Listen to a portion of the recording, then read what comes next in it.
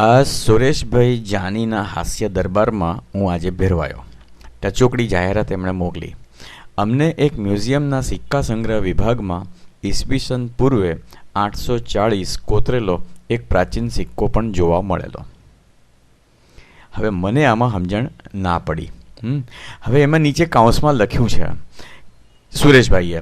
આ જોક સમજતા મને કમસે કમ 7 સેકન્ડ તો થઈ જ હશે. જેમને બિલકુલ સમજ ન પડી હોય તેમને સમજાવવાનું ગમશે.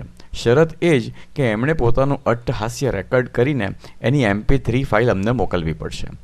હવે આટલા બધા લોકો, ઘણા બધા લોકોએ એના જવાબ આપ્યા છે. જરેશભાઈએ પણ એની ખુલાસા કર્યા છે. પણ એ બધું વાંચી ગયો પછી પણ બધાની વાતો વાંચી ગયો તોય બત્તી ન થઈ. મારું અટ્ટહાસ્ય રેકોર્ડ કરીને એની MP3 ફાઇલ તમને મોકલાવી દઈશ બાપા, પણ હવે કોઈક તો ફોડ પાડો સમજાય એવી રીતે. એમ કરીને મેં મારી વાત લખી અને પછી દીપકભાઈ ધોળકિયાનો મારી પર જવાબ આવ્યો. ઈસવીસન ઈસુ પછી શરૂ થઈ એટલે એના પહેલાંના સમયને આપણે ઈસવીસન પૂર્વે કહીએ છીએ. એ કહેવાનો રિવાજ તો ઈસુ પછી શરૂ થયો. અને ઈસુના જન્મથી 840 વર્ષ પહેલાં કેમ ખબર હોય કે આટલા વર્ષો પછી ઈસવીસન શરૂ થશે?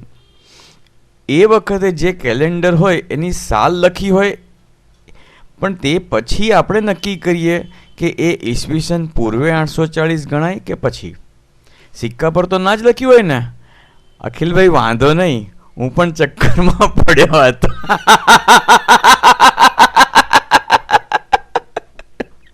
લે મજા આવી ગઈ. કોઈક વખત છે ને ચક્કરે ચડી જઈએ તો જલસો પડી જાય છે.